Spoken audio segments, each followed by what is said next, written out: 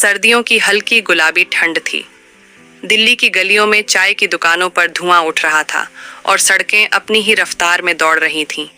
इन्हीं गलियों में एक पुरानी किताबों की दुकान थी, अक्षर संसार। इस दुकान में हर शाम एक लड़की आया करती थी जिसका नाम था सिया। वह घंटों किताबों की अलमारियों में खोई रहती, पुराने उपन्यासों की खुशबू को महसूस करती और कभी कभी पन्ने पलटते पलटते मुस्कुरा देती। उस दुकान का मालिक अर्जुन था, 28 साल का, शांत स्वभाव वाला एक नौजवान। किताबों से उसका गहरा लगाव था, लेकिन वह खुद कहानियों में नहीं खोता था, वह सिर्फ उन्हें बेचता था।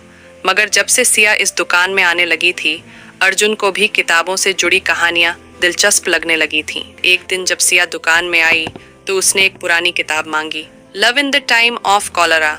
अर्जुन ने उसे किताब दी, लेकिन उसकी हालत देखकर कहा, ये किताब बहुत पुरानी हो चुकी है, पन्ने भी फटे हुए हैं, आपको नई किताब दूं?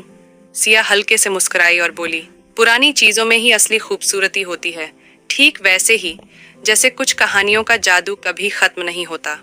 अर्जुन को पहली बार लगा कि किताबों की बातों से भी कोई इतना जुड़ सकता है। वह सिया की बातें ध्यान से सुनता, उसके चेहरे के हाव भाव पढ़ने की कोशिश करता। धीरे धीरे सिया उसकी दुकान का हिस्सा बन गई। प्यार का एहसास सिया हर रोज अर्जुन से अलग अलग किताबों पर चर्चा करती। अर्जुन पहले कम बोलता था, लेकिन अब वह भी उसके साथ बहस करने लगा। सिया कभी रोमांस उपन्यासों के बारे में बातें करती तो अर्जुन क्लासिक साहित्य की तरफ उसका ध्यान खींचता। एक शाम जब बारिश हो रही थी, सिया दुकान में फंस गई। बाहर तेज बारिश और ठंडी हवा थी। अर्जुन ने उसे चाय का कप दिया और कहा, आज बारिश में किताबें नहीं, बस बातें करेंगे। सिया हंस पड़ी और बोली, तो अर्जुन जी बताइए, आपने कभी किसी से प्यार किया है? अर्जुन थोड़ा चुप हो गया।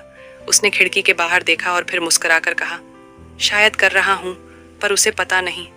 सिया ने उत्सुकता से पूछा, तो बताइए ना उसे। अर्जुन की आंखों में हल्की चमक आई, पर उसने कुछ नहीं कहा। सिया ने महसूस किया कि शायद वह उसकी ही बात कर रहा था, लेकिन वह भी चुप रही। अर्जुन धीरे धीरे सिया के बिना अपनी दुकान की कल्पना भी नहीं कर सकता था। लेकिन एक दिन सिया ने कहा, अर्जुन, मुझे मुंबई जाना है, वहाँ मुझे एक बड़ी लाइब्रेरी में काम करने का मौका मिला है। अर्जुन के हाथ में जो किताब थी वह छूट गई। उसने खुद को संभालते हुए पूछा, कब जा रही हो? अगले हफ्ते। उस दिन अर्जुन ने पहली बार महसूस किया कि वह सिया को खोना नहीं चाहता, लेकिन उसने अपने मन की बात कहने की हिम्मत नहीं जुटाई। जिस दिन सिया को जाना था, वह आखिरी बार अर्जुन की दुकान पर आई। अर्जुन ने उसे एक पुरानी किताब दी और कहा, ये किताब तुम्हारे लिए है, जब भी इसे पढ़ोगी मुझे याद करोगी। सिया ने किताब खोली। उसमें एक पर्ची रखी थी, कुछ कहानियां अधूरी रहकर भी खूबसूरत होती हैं, पर अगर तुम चाहो तो हमारी कहानी को एक और अध्याय मिल सकता है, क्या तुम वापस आओगी? सिया की आंखों में आंसू आ गए। उसने अर्जुन की तरफ देखा, मुस्कुराई और कहा, कहानी अभी खत्म नहीं हुई अर्जुन, मैं लौटूंगी, शायद हमेशा के लिए। और इसके साथ ही किताबों की इस दुकान में एक नई कहानी शुरू हो गई।